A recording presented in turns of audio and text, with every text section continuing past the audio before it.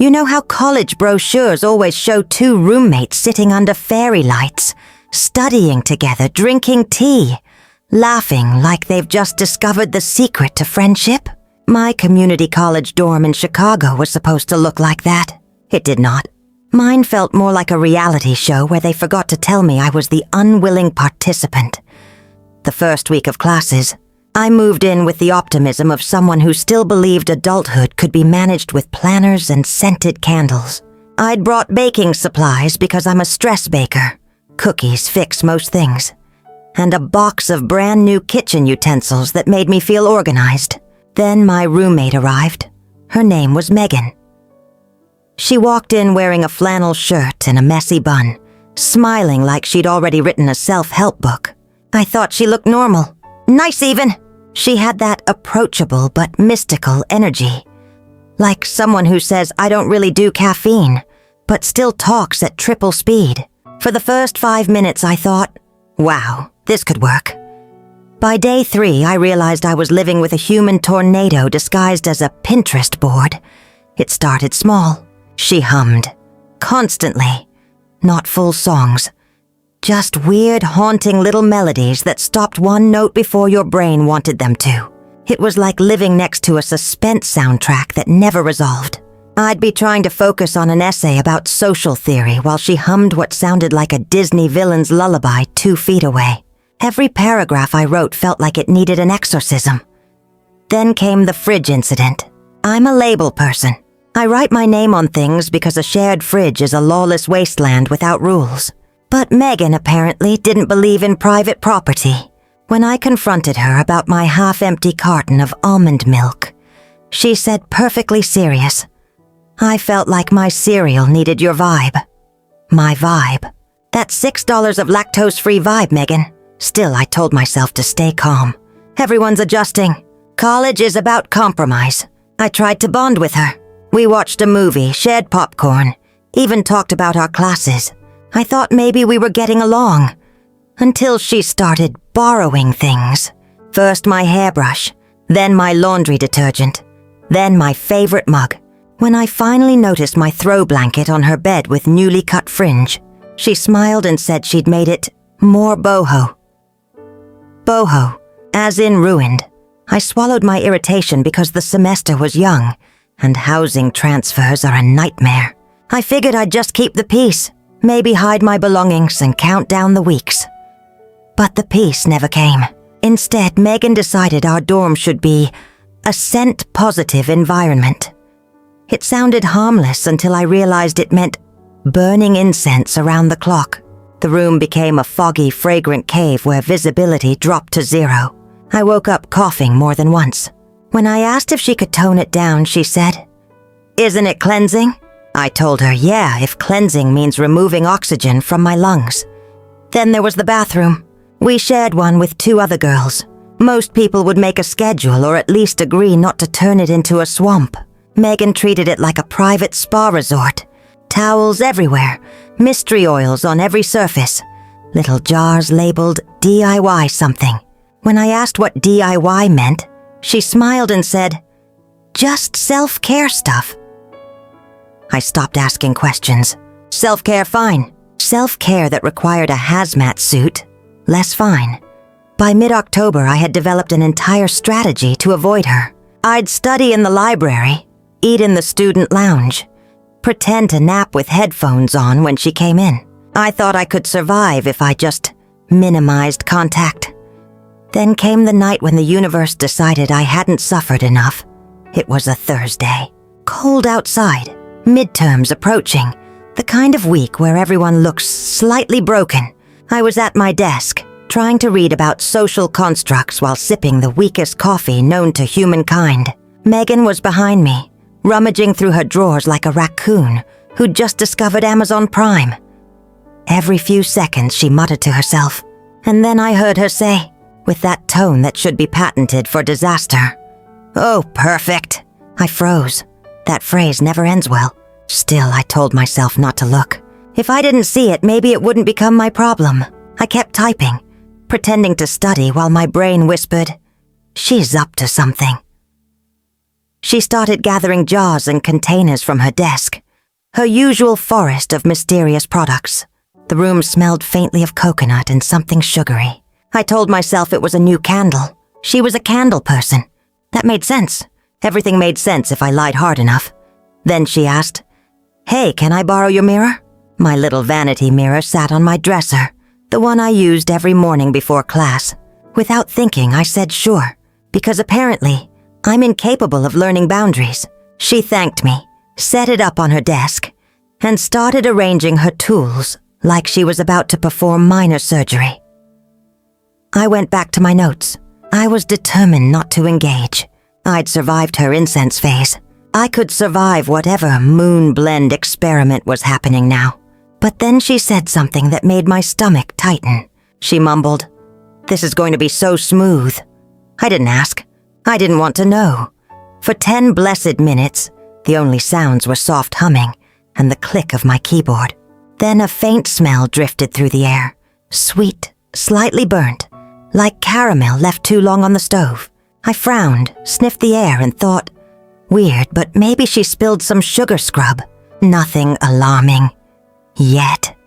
And then, with absolute cheerfulness, she announced, "This might sound weird, but I think this will totally work."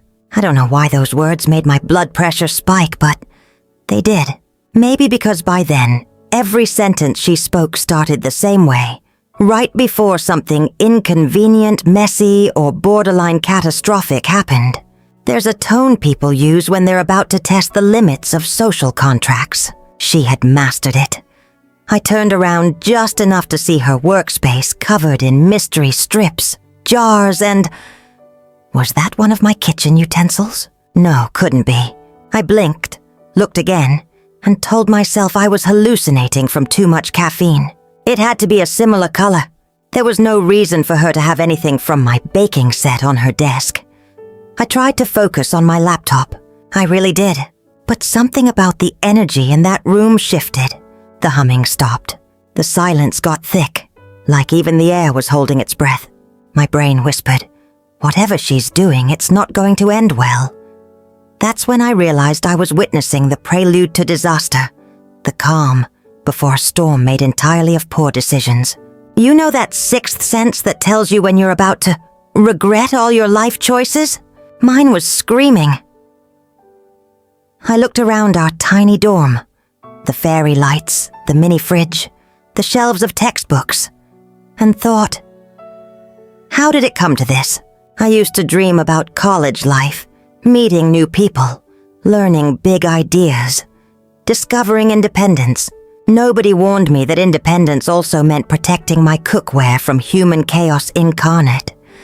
The smell in the room got stronger, sugar mixed with something sharp.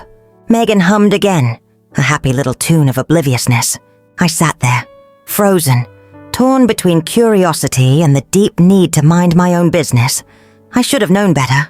I should have known that when someone says, "This will totally work," the next line in the script is, "Oh no, it didn't." But I was too tired, too buried under homework, too unwilling to accept that anything could top the weirdness I'd already endured. I remember thinking, at least she's quiet tonight. Maybe I'll actually finish my paper. Maybe this is progress. Maybe the universe decided to give me a break. Spoiler, the universe did not. Because what happened next changed the way I looked at dorm living, at personal boundaries, and most importantly, at kitchen utensils forever. It started as all bad stories do, with a smell. Not a bad smell exactly, just wrong. Like the ghost of something sweet that had gone to therapy and never came back the same. I was sitting at my desk, finishing up an online quiz about sociology, when it hit me, a faint sugary scent drifting from Megan's side of the room, wrapped in the unmistakable aura of something you can't unknow. At first, I ignored it, because in that room, weird smells were part of the ecosystem. Between the incense, the aromatherapy potions, and her obsession with natural oils, the air always smelled like Whole Foods, if Whole Foods had questionable morals. So I told myself it was fine. It was probably another DIY spa night. No big deal. Until I turned my head and noticed my pink silicone spatula sitting on her desk. At first, my brain didn't register the horror. I thought, that's weird. Why is my spatula over there? Maybe I left it out. Then my inner monologue answered, "You definitely didn't. You used it last night to make brownies. You washed it. You put it in the kitchen drawer. You even patted yourself on the back for being organized. So why was it there, on her desk, next to a mason jar of wax and a towel?" I squinted, leaned closer, hoping maybe my eyes were wrong. Maybe it was her spatula, a look-alike. People have the same utensils all the time, right? Maybe Target was just having a sale on identical pink silicone spatulas. But no, that was mine. The little notch on the handle where it accidentally grazed the toaster. Right there, the faded marker where I'd written my initials. Right there too, my spatula, on her desk, covered in mystery residue. I sat frozen, staring at it like it was a loaded weapon. Megan was humming again, soft, content, the soundtrack of denial. Finally, I spoke. "Hey, is that my spatula?" She looked up from her mirror, bright and unbothered. "Oh, yeah, I borrowed it." "Hope that's okay." "Borrowed it," I repeated, blinking. "For what exactly?" She smiled like this was the most casual thing in the world. "Just some self-care stuff." I stared at her. She smiled wider. The silence stretched so long it could have applied for student loans. "Self-care stuff," I said slowly. "Like baking, cooking, stirring emotional resilience?" She laughed. "No, like, well, you wouldn't want to know. But it worked great." The words hit me like a slow-moving train. My brain short-circuited, refusing to put the pieces together because self-preservation is real. It kept offering alternative explanations. Maybe she used it to mix lotion, or like a sugar scrub. Maybe she's exfoliating her elbows. Then I saw the towel, the empty jar, the sticky sheen of regret on the desk, and I knew. You ever have a moment when your soul just quietly leaves your body to file a complaint with the universe? That was me. I pointed at the spatula. "Megan, please, for the love of hygiene and all things holy, tell me you did not—" She interrupted, still smiling. "Don't worry. I washed it." I blinked. Once. Twice. My life flashed before my eyes, featuring every cookie I'd ever made with that spatula. "Washed it," I repeated in a voice that was both calm and on fire. "You washed it?" "Yeah, with soap. Twice, actually. It's totally clean." "Megan," I said, holding onto the edge of my desk like it was a lifeboat. "Some things are not washable." She frowned, confused. "It's silicone. Silicone's non-porous. It's fine, non-porous." The woman had gone scientific on me. Meanwhile, I was mentally burning down the entire dorm. I got up, crossed the room, and stared at the spatula like it had personally betrayed me. "That was for food," I said. She nodded as if agreeing helped. "I know, I'm sorry. I should have asked first." "Oh, you should have asked first," I echoed, laughing in that brittle way people laugh before their minds snap. "Right, because I might have said yes. Sure, Megan, help yourself. My kitchen utensils are your personal spa tools." She tilted her head, clearly not getting it. "You're really upset. It's not a big deal." Not a big deal.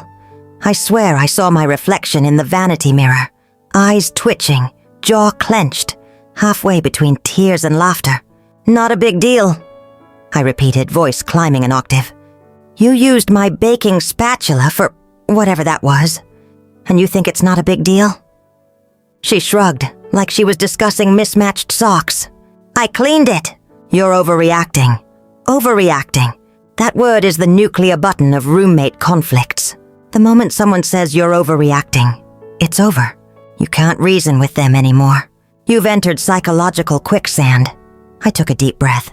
"Okay, so, just so I understand, you saw my spatula in the kitchen where I make food, and your brain went, 'Perfect.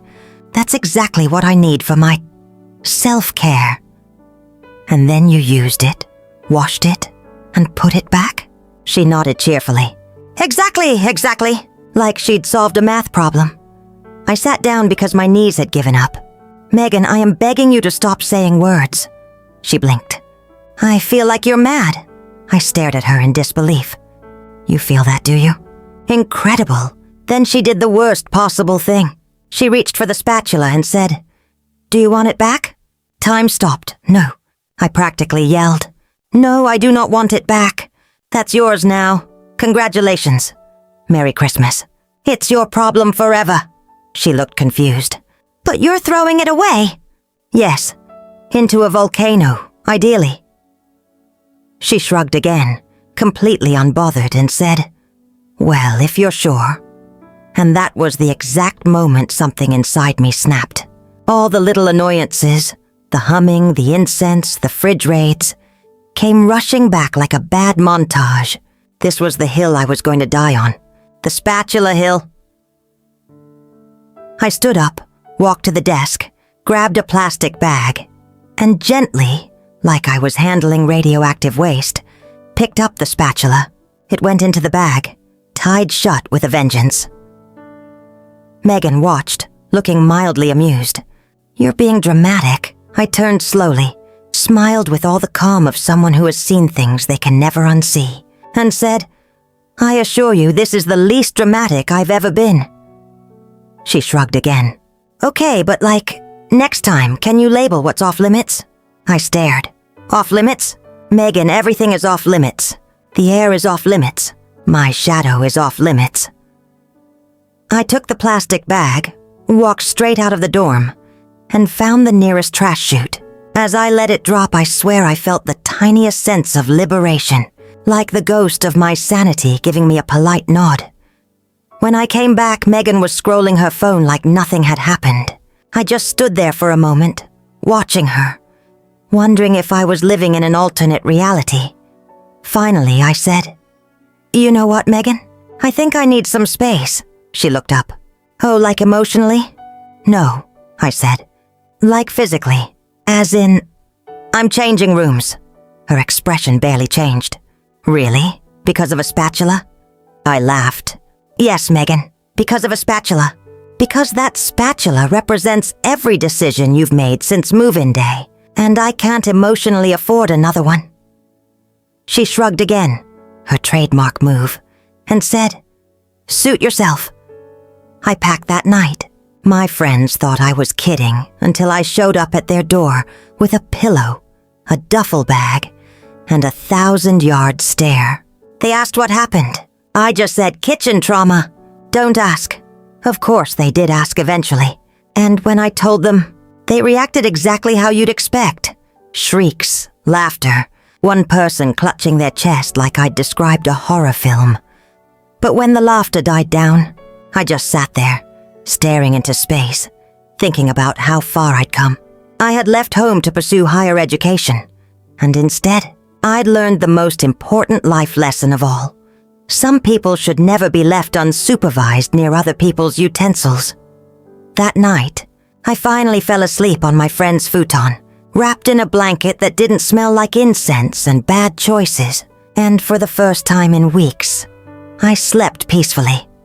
The next morning, I submitted my housing transfer request. Under reason for moving, I typed philosophical differences regarding the appropriate use of kitchen tools. I didn't get into details. Some horrors don't need elaboration, and that's how I escaped.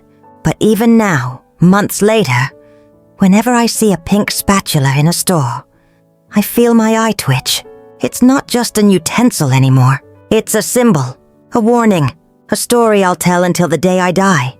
Because once you've watched someone borrow your spatula for self-care and call you dramatic for caring, you realize dorm life isn't about growing up. It's about surviving other people's definitions of normal. There are moments in life when you realize you've reached your personal limit. Some people find that moment halfway through a 10-page research paper at 3 a.m. Others find it while sitting on a Chicago city bus next to a man eating boiled eggs straight from his pocket. Me? I found it while holding a plastic bag containing a contaminated kitchen utensil and thinking, this is it. This is how I know I'm done. The next morning, I woke up with one mission: Operation Move Out. I walked to the student housing office like a soldier on a sacred quest. The air was crisp, the sun was mocking me with its optimism, and my coffee tasted faintly like despair. The front desk clerk, a guy named Derek, who looked like he survived on Red Bull and confusion, greeted me with a too cheerful smile. "Hey there, what can I help you with?" I took a deep breath. "I need to change rooms." He blinked. "Oh, okay. Any specific reason?" Now, how does one explain that their roommate has violated the Geneva Convention of Shared Living without sounding unhinged? I stared him dead in the eye. "Philosophical differences regarding sanitation." He typed something into his computer. "So, cleanliness issues?" "Something like that," I said, sipping my coffee. "Except instead of leaving dishes out, she repurposes them." He paused. "I'm sorry, what?" "Never mind," I said quickly. "Let's just say our definitions of multi-purpose don't align." Derek nodded slowly, the look of someone who's seen enough dorm horror stories to know not to dig deeper. "Got it. We'll get you a transfer form." As I filled out the paperwork, I couldn't help thinking how surreal it was. I'd started the semester optimistic. New school, new friends, maybe even a cute coffee shop romance. Instead, I'd become the person who checks utensils for trauma. When I returned to the dorm, Megan was sitting cross-legged on her bed, scrolling her phone, utterly calm. She looked up and smiled. "Oh hey, you're back. Did you calm down?" I almost laughed. "No, Megan, I evolved. I transcended anger. I'm now in the phase where I pack quietly so I don't commit a felony." She shrugged. "You're really moving out?" "Yes," I said simply. "I think the universe is telling us we weren't meant to coexist." She tilted her head, thoughtful. "Wow, all this over one spatula." I smiled tightly.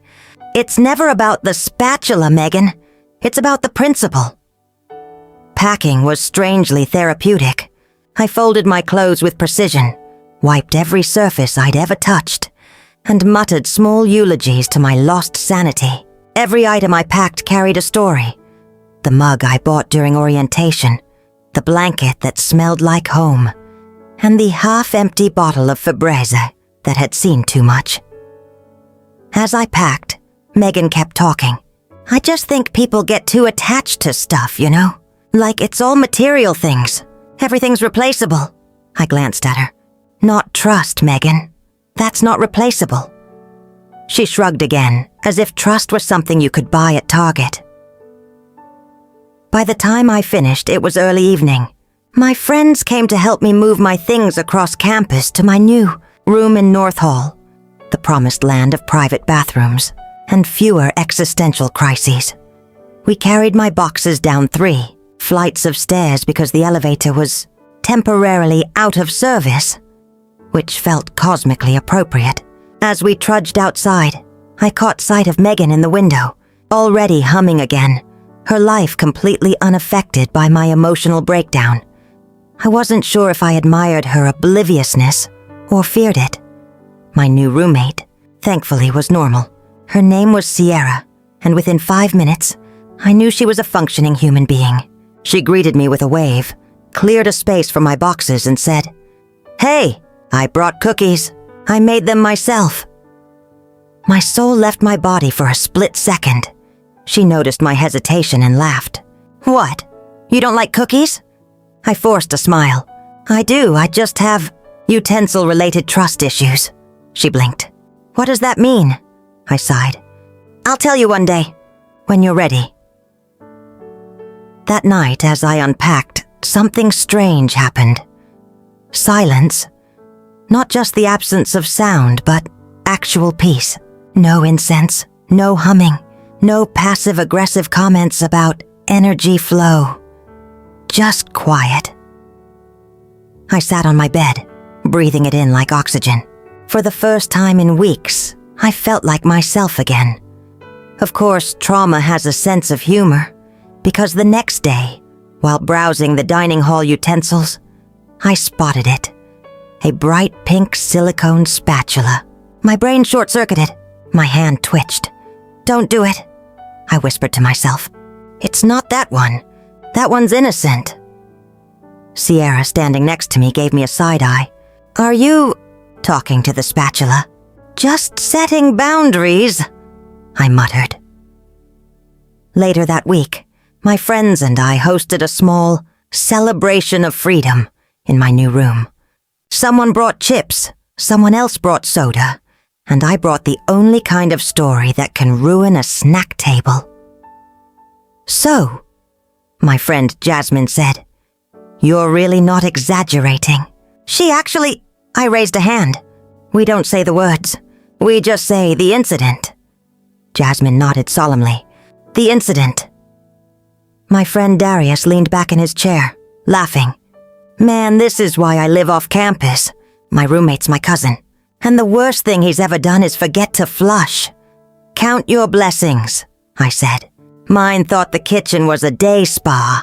The group burst out laughing. But underneath the humor was genuine disbelief. The kind that comes from knowing truth is stranger than fiction. After they left, I sat alone for a bit, staring at the wall and thinking about how quickly your definition of normal changes in college. When I first moved in, I thought normal meant late-night study sessions and ramen noodles. Now, normal meant labeling my utensils like evidence in a crime scene. Still, there was something empowering about it. I'd survived. I'd set a boundary. I'd learned that sometimes self-respect comes in the form of a housing transfer request and a deep cleaning spree. Weeks passed. Midterms hit, the weather turned colder, and I started to laugh about it. Genuinely laugh. It became my go-to icebreaker story. "Hi, I'm Name. I changed dorms because of a spatula." Boom. Instant conversation starter. People would always react the same way. A mix of shock, amusement, and mild horror. And somehow that made me feel better. Because if other people found it absurd, it meant I hadn't lost my mind. Sierra turned out to be the perfect roommate. She was quiet, respectful, and occasionally brought me tea during study sessions. She even labeled her own kitchen items. Unprompted. "You know, just in case," she said one night with a wink. I laughed so hard I almost cried. By the end of the semester, I'd written a short essay for my English class titled "Boundaries and Baking Tools," a modern parable.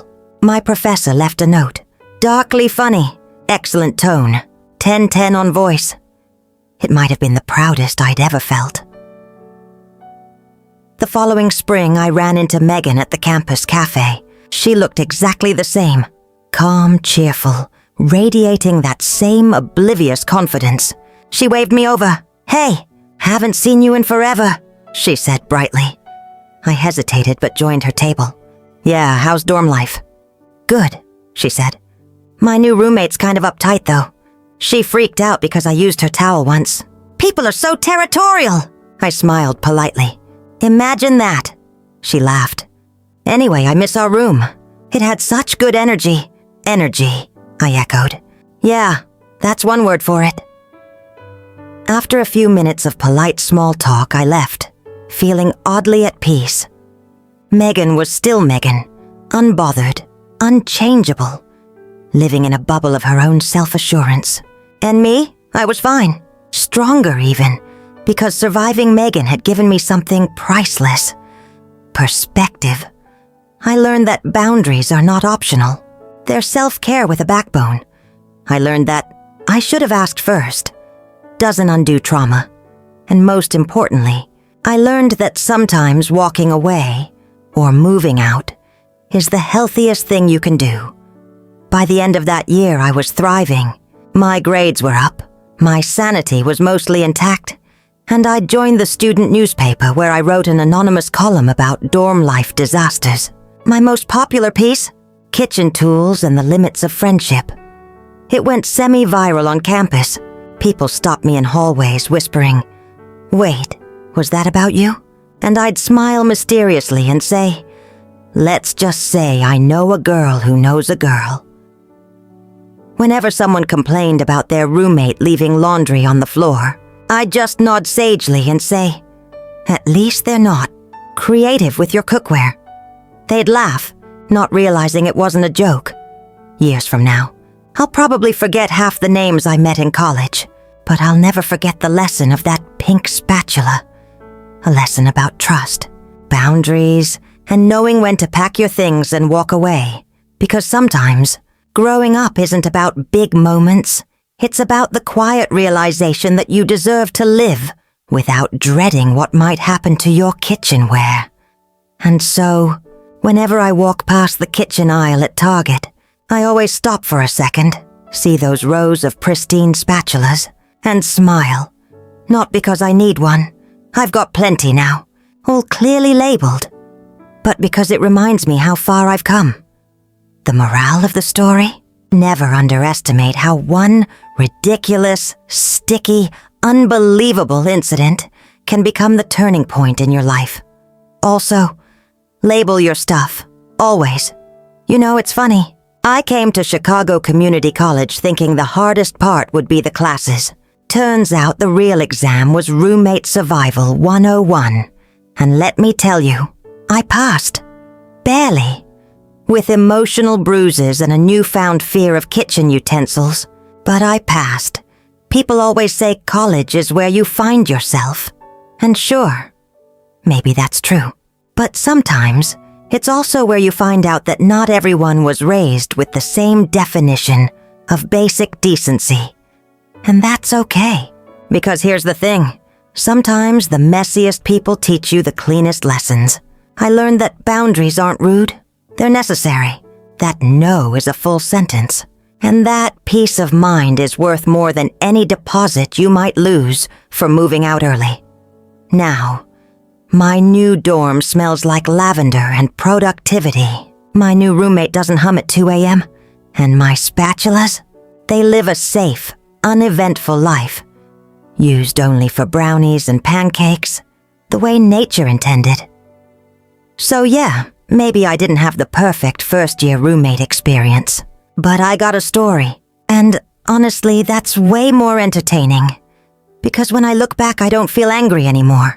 I just laugh. Because I survived.